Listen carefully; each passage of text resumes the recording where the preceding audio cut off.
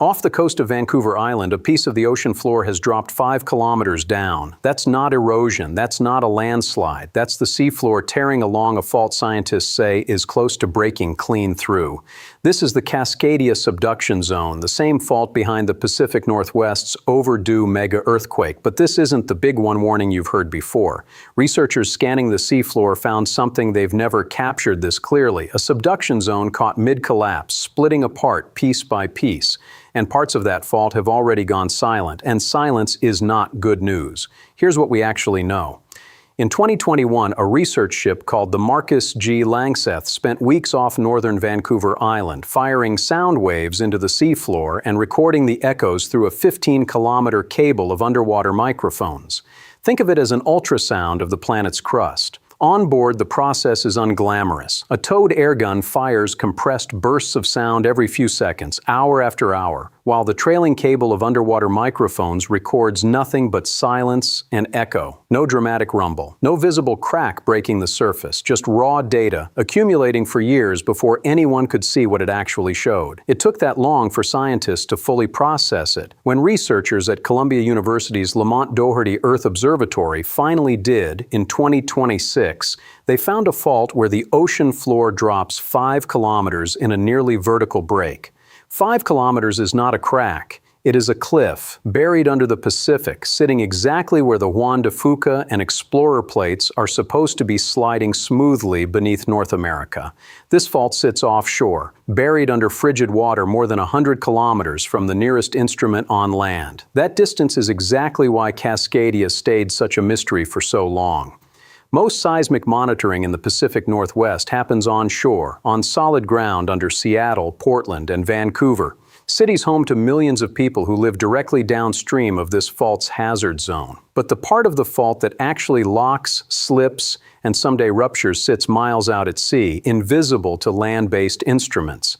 Imaging it required sending a ship, not waiting for the ground to shake. That word, supposed, matters because Cascadia has a reputation problem. This is the fault behind the region's biggest earthquake threat, capable of producing a magnitude 9.0 event. And yet, compared to nearly every other subduction zone on Earth, it stays eerily quiet. Most subduction boundaries rattle constantly with small earthquakes as their plates grind past each other. Cascadia barely makes a sound. For decades, scientists read that silence one way. The plates are locked together by friction, quietly storing stress for a future rupture. So when researchers found a fault system tearing a piece of that plate apart, the first assumption was obvious. This must be new proof the lock is failing, a sign the overdue earthquake is closer than anyone thought. That assumption is reasonable. It is also not what the data shows. Brandon Schuck, the geophysicist who led the analysis, was direct about what his team was actually looking at. A subduction zone caught in the act of dying, not collapsing all at once, but unraveling piece by piece. In his words, it is less like one derailment and more like a train slowly coming apart, one car peeling off at a time. That process plays out over millions of years, not decades, millions of years, which means this discovery is not a warning that the ground beneath Seattle or Portland is about to move tomorrow.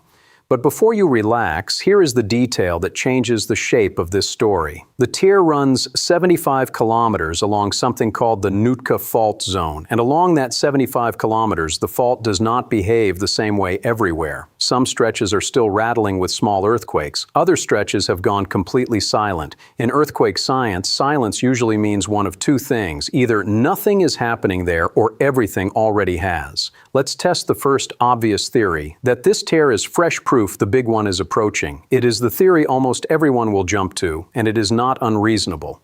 Cascadia's last full margin rupture struck on January 26, 1700. We know the exact night because a tsunami with no local earthquake to explain it slammed into the coast of Japan, and Japanese written records let modern scientists trace that wave back across the Pacific to its Cascadia source. Tree rings, drowned coastal forests, and buried sand layers confirm it on this side of the ocean too. Researchers estimate a 10 to 15% chance the entire fault could rupture again in an earthquake exceeding magnitude 9 within the next 50 years. That's not a coin flip, but it's not a certainty either. It's enough that Oregon, Washington, and British Columbia have spent years reinforcing bridges, rewriting building codes, and running earthquake drills for a fault most residents will never see, feel, or personally verify is even moving. That is a real number. It deserves real attention, but it is also not the number this discovery changes.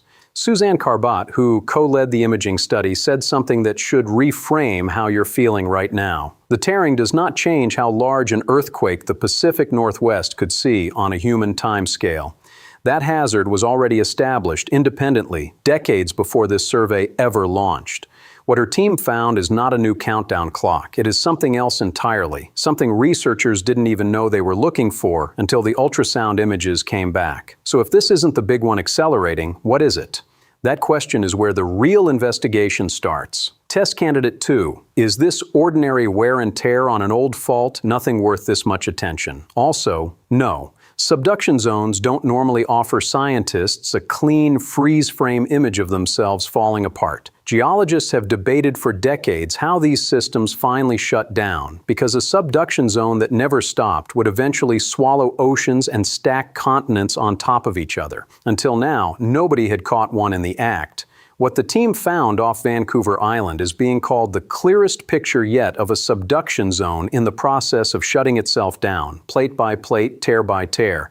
Here's how that process actually works, translated out of jargon. Picture a conveyor belt running straight into the ocean floor, one plate diving beneath another, melting slowly back into the mantle over millions of years. That belt is what built the volcanoes of the Cascade Range, and it's the same mechanism behind every magnitude 8+ earthquake this fault has produced across its known history. A subducting plate gets pulled downward as older, colder, denser rock sinks into the mantle. That downward pull is what keeps the whole system moving, but when a buoyant, resistant chunk of plate reaches the boundary, it doesn't want to sink. Something has to give. In Cascadia's case, what gives is the plate itself. It rips. A section separates from the piece still being dragged under the continent, and that separated fragment drifts away on its own, no longer stuck to its neighbor. Once a piece has fully broken off, it stops grinding against the rock around it. No grinding means no small earthquakes. That is the silence researchers detected along parts of the 75-kilometer tear. It isn't a sensor gap. It isn't missing data. It's the signature of a piece of ocean floor that has already finished separating, sitting there, decoupled, while the rest of the plate keeps being pulled under.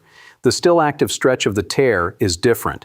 There, the plate has dropped 5 kilometers but hasn't fully let go. Schuck described it directly. There's a very large fault actively breaking the plate apart, and it isn't torn off completely yet, but it's close.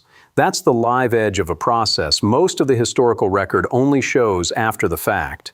And it doesn't stop with one tier. This piecewise, chunk-by-chunk breakup pattern helps answer a mystery that has puzzled geologists for decades in a completely different location. Off Baja California, scientists have long identified scattered fragments of an ancient, long-vanished plate called the Farallon Plate, which used to subduct beneath western North America before it effectively disappeared. Those fossil fragments are small, scattered slivers of ocean crust, stranded far from any active plate boundary, evidence of a subduction system that finished dying long before anyone could watch it happen. They were always proof that a subduction zone had died. What was missing was a live example showing exactly how that death happens. Cascadia, caught mid-collapse right now, is effectively the annotated version of that same ending. But here's where a second, separate discovery complicates the picture, because tearing apart is not the only thing happening inside this fault system. A different research team, this one led by University of Washington seismologist Maureen Denull, spent years analyzing 13 years of ground motion data using repurposed sensors along the same subduction zone. Their focus wasn't the northern tear near Vancouver Island. It was the central segment of Cascadia, a stretch long assumed to be tightly locked and essentially silent, just like the rest of the fault.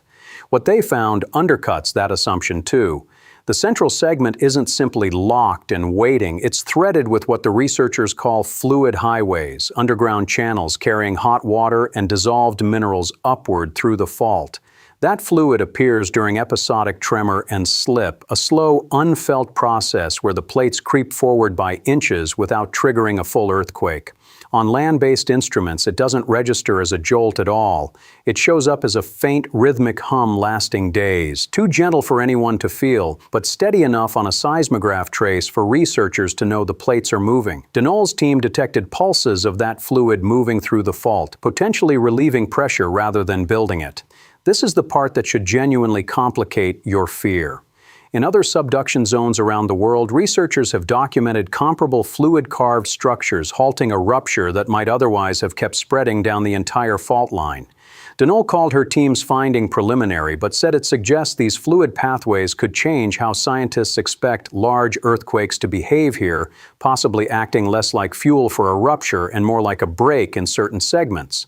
So now the investigation is holding two separate verified discoveries from the same year describing two different processes in two different parts of the same fault. In the north, a slab is tearing apart piece by piece over millions of years. In the center, fluid may be doing something scientists didn't expect, either weakening the fault or dampening how far a rupture could travel. Neither discovery on its own tells you what happens the next time Cascadia truly lets go. Together, they tell you the old model, one uniform, fully locked fault waiting to snap in a single motion, was too simple. And that raises the question researchers are now racing to answer. If the plate is fractured in places and cushioned by fluid in others, what happens when stress finally forces a rupture to start moving along it? Does it jump straight across a tear like the one off Vancouver Island, or does that broken section act like a firewall, stopping the rupture from spreading the way a full magnitude 9 event would require? Scientists don't have that answer yet. That uncertainty is not a gap in the story, it is the story. Which brings up an uncomfortable comparison because Cascadia isn't the only West Coast fault making headlines in 2026. A separate study, built from sediment cores pulled off the coast near Mendocino, found unusual paired sediment layers, deposited by underwater landslides, that appear in both Cascadia's record and in cores taken near the San Andreas Fault to the south. Researcher Chris Goldfinger's team argued the two fault systems may be capable of synchronizing, rupturing within minutes to hours of each other, turning a single Cascadia earthquake into a coast-spanning two-fault disaster. That is a genuinely alarming idea. It's also, importantly, not the same discovery as the Vancouver Island tear, and there is no established physical link connecting the two findings. One concerns whether two separate fault systems could trigger each other during a future megaquake. The other concerns a structural process unfolding right now, one already millions of years in progress, far from the San Andreas entirely. It is tempting, in a year full of unsettling Cascadia headlines, to fold every discovery into one giant looming disaster. The evidence does not support that. Different mechanisms, different locations, different timelines. Not everything alarming happening along this coastline in 2026 is the same story, and pretending otherwise would be its own kind of misinformation. What the tearing discovery does connect to, legitimately, is the geologic record everyone already fears. Cascadia's full margin stretches roughly 600 miles from Northern California to British Columbia, and it has produced megaquakes in the magnitude 8.0 to 9.2 range repeatedly across its history, roughly every 200 to 500 years depending on which segment you're measuring. The 1700 rupture is the best documented example, precise almost to the hour, thanks to that orphan tsunami crossing the Pacific into Japanese coastal towns with no warning at all. That night, coastal communities across the Pacific Northwest lived through violent, sustained shaking. Oral traditions passed down among indigenous communities along the coast describe collapsing structures and sudden flooding in the dark, memories carried for generations before Western science ever confirmed a date. Roughly 10 hours later, and half a world away, coastal towns in Japan recorded a tsunami with no earthquake of their own to explain it, what oceanographers now call an orphan tsunami, because its source was, at the time, a total mystery. Cross-referencing Japanese tide records against Pacific Northwest tree rings and buried sand layers let scientists pin the rupture to that specific night, a level of precision almost never available for an earthquake 3 centuries old. Here is where the comparison needs its limits drawn carefully, because this is exactly where dramatic headlines usually go wrong. The tearing process imaged off Vancouver Island unfolds over millions of years, measured through seismic reflection imaging, essentially deep Earth photography. The rupture cycle that produces megaquakes is measured in centuries, reconstructed from tsunami deposits, tree rings, and drowned forests. These are two different clocks running on two different kinds of evidence, and the fact that they exist on the same fault does not mean they're describing the same danger. A structural feature being real does not make a specific forecast real. The plate tearing apart over geologic time and the plate rupturing catastrophically within your lifetime are related only in the loosest sense. They involve the same rock. So where does that leave the investigation? With something genuinely new and something still frustratingly incomplete, confirmed. A 5-kilometer vertical drop along a 75-kilometer fault off Vancouver Island, imaged directly for the first time using CASI 21 survey data funded by the National Science Foundation and analyzed by roughly 20 scientists from Lamont Doherty, Louisiana State, Auburn, the University of Texas at Austin, and other institutions. Confirmed, parts of that tear have gone seismically silent because the rock has already separated. Confirmed, a completely different but equally serious discovery in the fault's central segment shows fluid moving through hidden channels, potentially altering how a future rupture would behave there. Interpreted, not confirmed. Whether these newly mapped tiers will help contain a future Cascadia megaquake, limiting how far it spreads, or whether a rupture could leap across them and keep growing. Researchers are actively modeling both possibilities right now, and they don't yet know which is closer to true. Unresolved entirely, how the northern tearing and the central fluid highways interact across the full 600-mile system, and whether either process meaningfully changes the odds calculated for the next major earthquake. What happens next is not a countdown, it's a monitoring problem. Scientists are combing back through the CASI 21 dataset for more tiers like this one along the rest of the margin. They're watching which stretches of fault stay seismically active and which go quiet, because that pattern is now understood as a signature, not background noise. They're checking whether the tear's coordinates line up with previously unexplained gaps in older seismic catalogs, gaps that used to look like missing data and may actually be more silent, separated fragments. And they're tracking how the fluid pulses detected in the central segment change over time, comparing them against GPS deformation measurements on shore, watching for any sign that the northern tearing and the central fluid highways are physically connected rather than two coincidences sharing one fault. Every piece of new data either strengthens or weakens the models used to estimate what a real Cascadia rupture would actually do once it started moving. Return for a moment to that image from the hook, a slab of ocean floor dropped 5 kilometers, sitting quietly in the dark beneath the Pacific, still not fully torn free. Somewhere along that same fault, other stretches have already gone still, the rock long since separated and drifting on its own timeline. Onshore, the CASI 21 data keeps getting reanalyzed, section by section, as researchers look for the next tear and the next silence, and try to figure out what either one means for the fault everyone is really watching. Nothing about this discovery says the big one is closer. It says scientists finally caught the ground doing something they had only ever reconstructed after the fact, and the listening has barely started.